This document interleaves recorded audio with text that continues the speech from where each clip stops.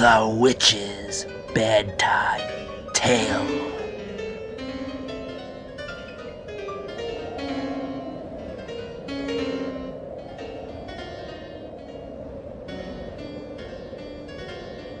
The fascination of the eerie, weird, blood-chilling tales told by old Nancy, Witch of Salem, and Satan, her wise black cat. They are waiting for you now. So you've come to visit old Nancy again to hear a soothing bedtime story? Meow. Satan's happy to see you. He likes the company and all the attention he gets when folks come over. I like you visitors 'cause I likes telling my yarns to you. And it's always nice to have company on your birthday. I be 142. Yes, sir, 142-year-old and going strong. Meow. Yes, Satan. I've got a tale for our listeners tonight. Let them know it's time to turn them lights out and get comfy here near the fire. That's right. Pull on up. Now gaze into the embers. Gaze deep. And we'll get this fishy tale started. It's about a man who finds himself in a strange place while out on the waters of that big old Pacific Ocean. It's called Dagon. Dagon!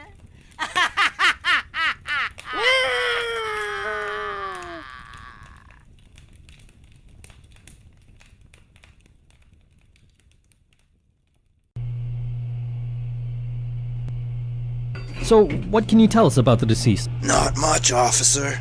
His apartment lease is under the name John Smith. He's a loner, stays to himself mostly, never been any problem, other than being late with his rent, which is becoming more and more common. Did Mr. Smith have a job that you know of? On and off. I think he was a sailor on a cargo ship at one time, but that was a while ago. Here we are, on the 8th floor. It's to the left, officers. Last apartment on the left. The carpet in the hallway is wet and there's a sort of dead fish smell. I have no idea what caused it. It wasn't like this earlier tonight. I'm going to have to get the carpet cleaner out of the maintenance room. Something smells fishy, and I'm not trying to be funny. It's been a strange night. Suicide, this wet hallway. This is it, apartment 810. Anyone in there? This is the police! Okay, can you unlock it for us, please? Sure thing, officer. Got the key already here.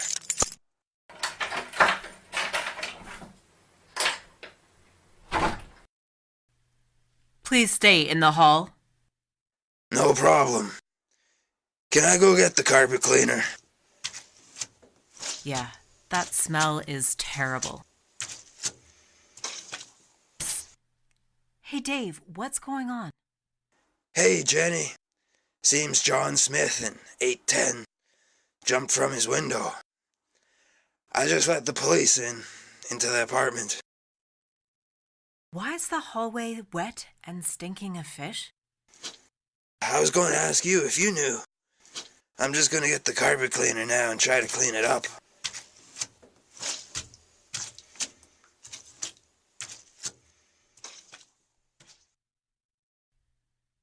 Looks pretty bleak in here. An empty mess. Let's make sure it's empty. You stay here. I'm gonna go check the other rooms.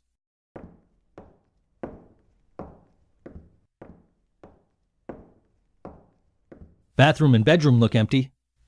I'll check the kitchen. Living room is empty. Lots of signs of drug and alcohol abuse. Kitchen's got some dirty dishes and garbage, not much else. There's the window he must have jumped out of, wide open, and a chair underneath. That's the window. Door was locked from the inside, empty booze bottles. These needles and pipes show he was smoking weed and shooting up with something, probably morphine. I'm not an expert, but does it make much sense to commit suicide climbing out a window? A lot of things depressed, drunk, stoned people do make perfect sense to them at the time. What's that you've got? A notebook. Looks like with several pages of writing, maybe a suicide note. Is it legible? Read it. All of it? Out loud? Is it that long? It's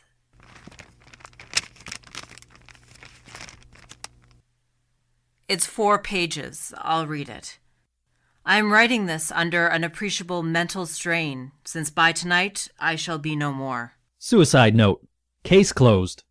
You don't want to hear the rest? I see the coroner down on the sidewalk is going to be a while. We've got time to kill till our shift is up. Let's hear what John Smith had to say. What's that noise? Landlord asked me if he could clean the carpet, try to get rid of some of that stench. I said okay. Don't think it's evidence or anything. Oh yeah, nah, someone must have spilled an aquarium or something. If the smell's bothering you, come over by the window. Good clean city air. I'm okay. Let's see what this says. Penniless, and at the end of my supply of the drug which alone makes life endurable. I can bear the torture no longer, and shall cast myself from this garret window into the squalid street below. Do not think from my slavery to morphine that I am a weakling or a degenerate.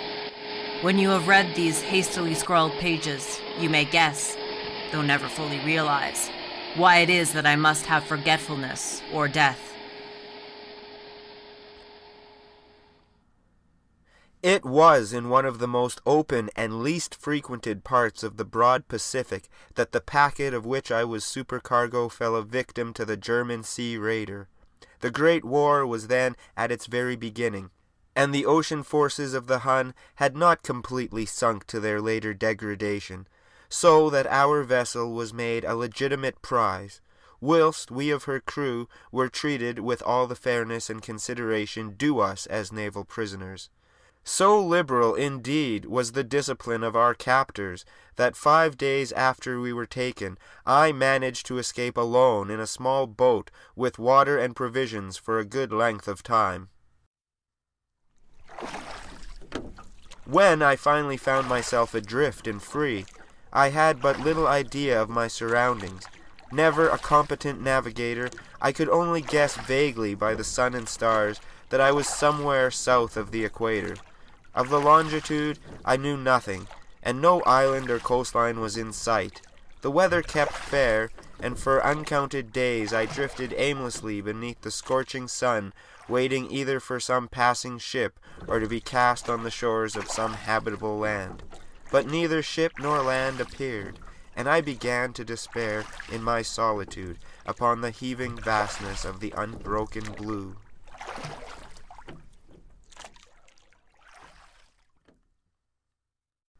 The change happened whilst I slept. Its details I shall never know, for my slumber, though troubled and dream-infested, was continuous.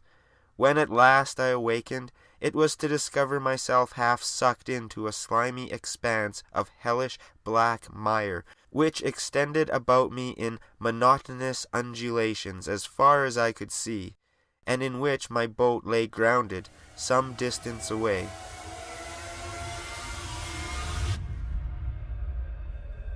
Though one might well imagine that my first sensation would be of wonder at so prodigious and unexpected a transformation of scenery, I was, in reality, more horrified than astonished, for there was in the air and in the rotting soil a sinister quality which chilled me to the very core. The region was putrid with the carcasses of decaying fish, and of other less describable things, which I saw protruding from the nasty mud of the unending plain. Perhaps I should not hope to convey in mere words the unutterable hideousness that can dwell in absolute silence and barren immensity. There was nothing within hearing, and nothing in sight, save a vast reach of black slime. Yet the very completeness of the stillness and the homogeneity of the landscape oppressed me with a nauseating fear. The sun was blazing down from a sky which seemed to me almost black in its cloudless cruelty, as though reflecting the inky marsh beneath my feet.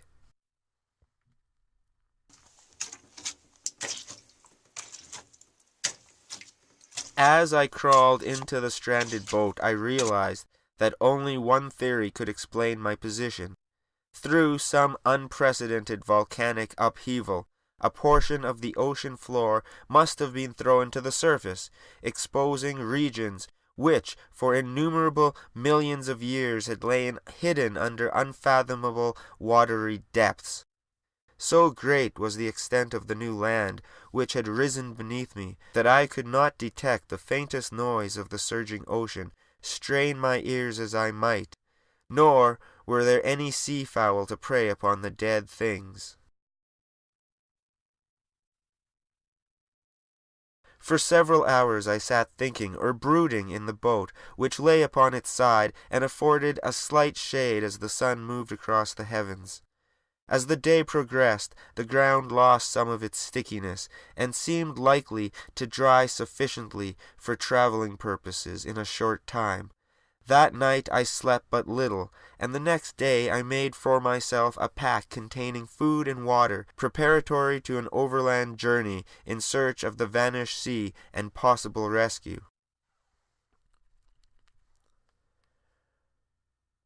On the third morning I found the soil dry enough to walk upon with ease.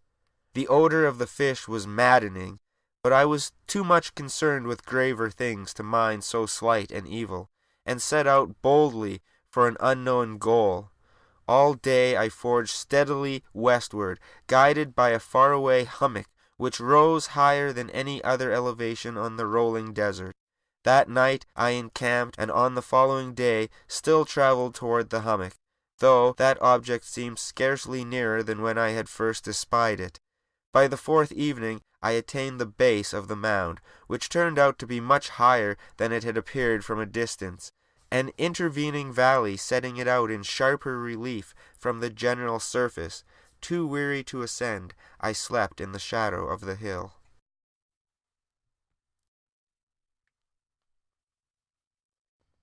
I know not why my dreams were so wild that night, but ere the waning and fantastically gibbous moon had risen far above the eastern plain, I was awake in a cold perspiration, determined to sleep no more. Such visions as I had experienced were too much for me to endure again, and in the glow of the moon I saw how unwise I had been to travel by day. Without the glare of the parching sun, my journey would have cost me less energy. Indeed, I now felt quite able to perform the ascent which had deterred me at sunset. Picking up my pack, I started for the crest of the eminence.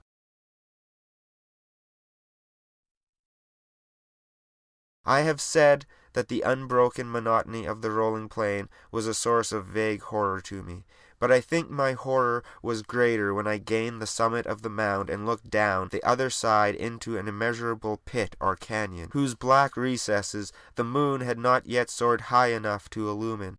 I felt myself on the edge of the world, peering over the rim into a fathomless chaos of eternal night. Through my terror ran curious reminiscences of Paradise Lost and Satan's hideous climb through the unfashioned realms of darkness. Porter, you there? Porter here, dispatch. How's the situation? Coroner's cleaning up. Looks like one John Smith. Morrison and I are going over what seems to be a suicide letter. John Smith. That was the apartment 810 Morgan Apartments? Affirmative. Morrison and I will finish up and talk to the coroner before calling it a night. Well, try to pull up next of kin information for you to work on tomorrow. Have a good night. Say good night to Morrison for me. She heard. Good night, Richards. I think that guy likes me. Do you?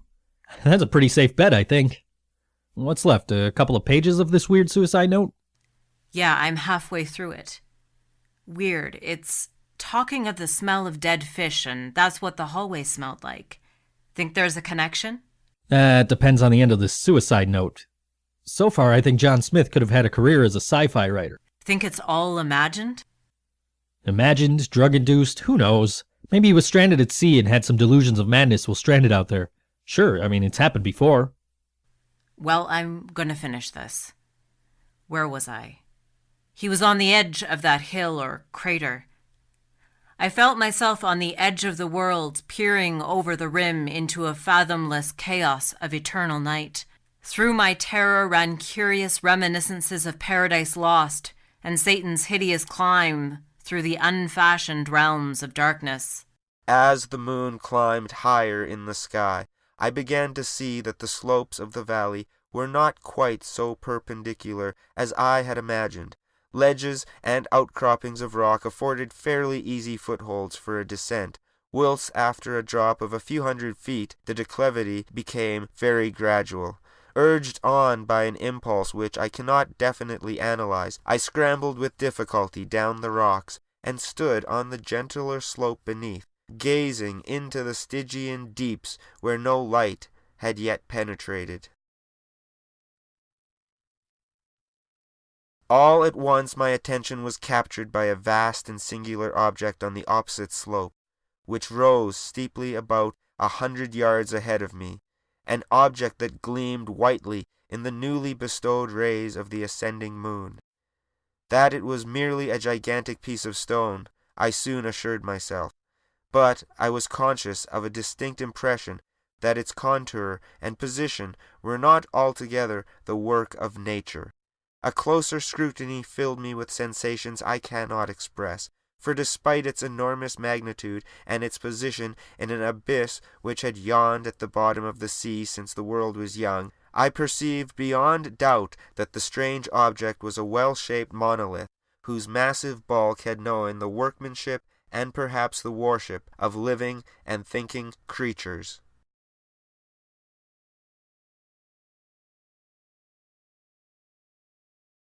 Dazed and frightened, yet not without a certain thrill of the scientist or archaeologist's delight, I examined my surroundings more closely. The moon, now near the zenith, shone weirdly and vividly above the towering steeps that hemmed in the chasm, and revealed the fact that a far-flung body of water flowed at the bottom, winding out of sight in both directions, and almost lapping my feet as I stood on the slope. Across the chasm the wavelets washed the base of the cyclopean monolith, on whose surface I could now trace both inscriptions and crude sculptures. The writing was in a system of hieroglyphics unknown to me, and unlike anything I had ever seen in books, consisting for the most part of conventionalized aquatic symbols, such as fishes, eels, octopi, crustaceans, mollusks, whales, and the like. Several characters obviously represented marine things which are unknown to the modern world, but whose decomposing forms I had observed on the ocean-risen plain.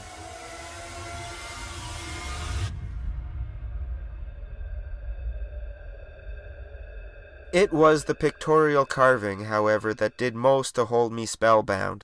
Plainly visible across the intervening water on account of their enormous size was an array of bas-reliefs, whose subjects would have excited the envy of Dory. I think that these things were supposed to depict men, at least a certain sort of men, though the creatures were shown disporting like fishes in the waters of some marine grotto, or paying homage to a monolithic shrine, which appeared to be under the waves as well. Of their faces and forms I dare not speak in detail, for the mere remembrance makes me grow faint, grotesque beyond the imagination of a Poe or a Bulwer, any writer. They were damnably human, in general outline despite webbed hands and feet, shockingly wide and flabby lips, glassy, bulging eyes, and other features less pleasant to recall. Curiously enough, they seemed to have been chiseled badly out of proportion with their scenic background, for one of the creatures was shown in the act of killing a whale, represented as but little larger than himself. I remarked, as I say, their grotesqueness and strange size, but in a moment decided that they were merely the imaginary gods of some primitive fishing or seafaring tribe, some tribe whose last descendant had perished eras before the first ancestor of the Piltdown or Neanderthal man was born. Awestruck at this unexpected glimpse into a past beyond the conception of the most daring anthropologist, I stood musing whilst the moon cast queer reflections on the silent channel before me. Then, suddenly I saw it, with only a slight churning to mark its rise to the surface. The thing slid into view above the dark waters. Vast, Polyphemus-like, and loathsome, it darted like a stupendous monster of nightmares to the monolith, about which it flung its gigantic scaly arms. And while it bowed its hideous head and gave vent to certain measured sounds, I think I went mad then.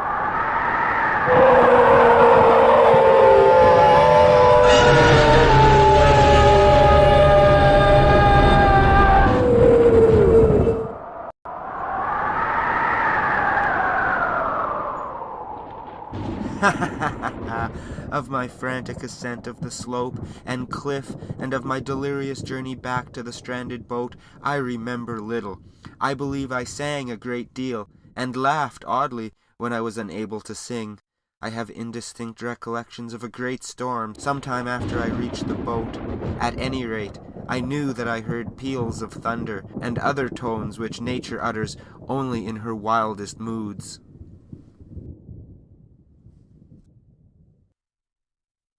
When I came out of the shadows, I was in a San Francisco hospital, brought thither by the captain of the American ship which had picked up my boat in mid-ocean. In my delirium I had said much, but found that my words had been given scant attention. Of any land upheaval in the Pacific my rescuers knew nothing, nor did I deem it necessary to insist upon a thing which I knew they could not believe. Once I sought out a celebrated anthologist, and amused him with peculiar questions regarding the ancient Philistine legend of Dagon, the fish god, but soon perceiving that he was hopelessly conventional, I did not press my inquiries.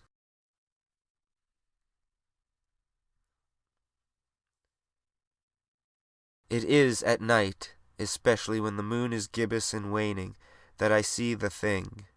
I tried morphine, but the drug has given only transient surcease, and has drawn me into its clutches as a hopeless slave. So now I am, to end it all, having written a full account for the information of the contemptuous amusement of my fellow men. Often I ask myself if it could not all have been a pure phantasm, a mere freak of fever, as I lay sun-stricken and raving in the open boat after my escape from the German man-of-war. This I ask myself, but ever does there come before me a hideously vivid vision in reply. I cannot think of the deep sea without shuddering at the nameless things that may, at this very moment, be crawling and floundering on its slimy bed, worshipping their ancient stone idols, and carving their own detestable likenesses on submarine obelisks of water-soaked granite. I dream of a day when they may rise above the billows, to drag down in their reeking talons the remnants of puny, war-exhausted mankind. A day when the land shall sink, and the dark ocean floor shall ascend amidst universal pandemonium.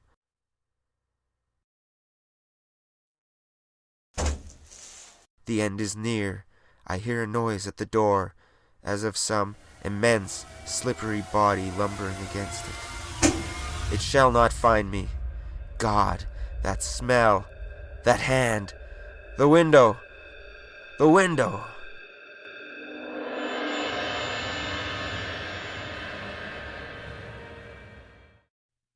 And that's how it ends. I don't get it. What hand? There was a hand at the window? The thing was at the door. He wanted to hide or escape from it. I'm guessing he tried to escape out the window. It wasn't a suicide note. He knew something was going to kill him. Nonsense. Some fish creature did not track John Smith to a cheap apartment in San Francisco and cause him to jump from the window or pull him from it.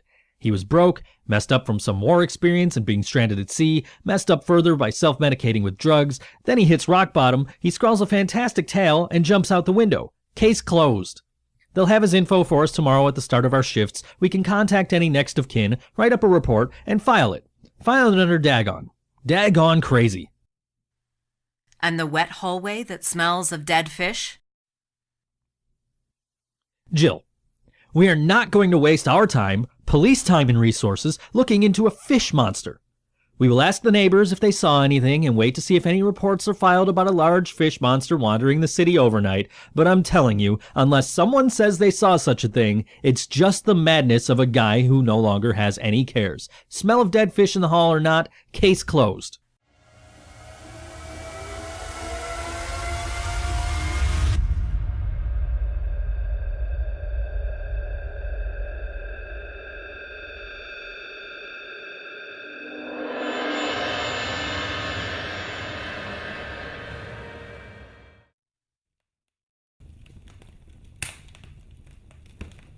Well. That was the story of Dagon.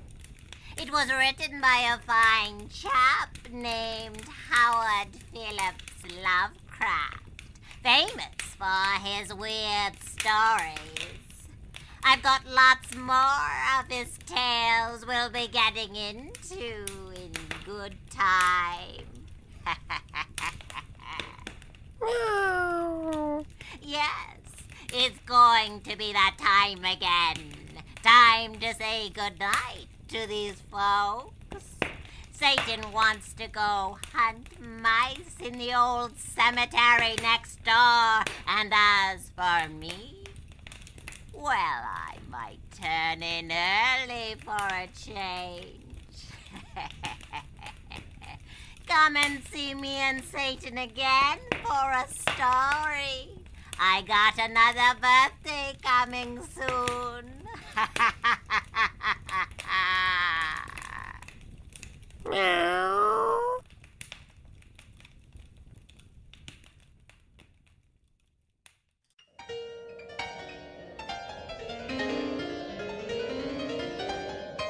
Tonight's story, Dagon, by H.P. Lovecraft, adapted by Kevin Rimney. Our cast include Sheena MacDonald, Joe Kent, and Kevin Rimney.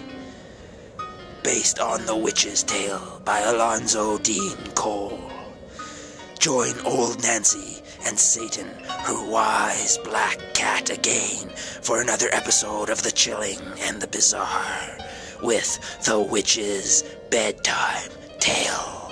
Copyright 2016. Kevin Rimney.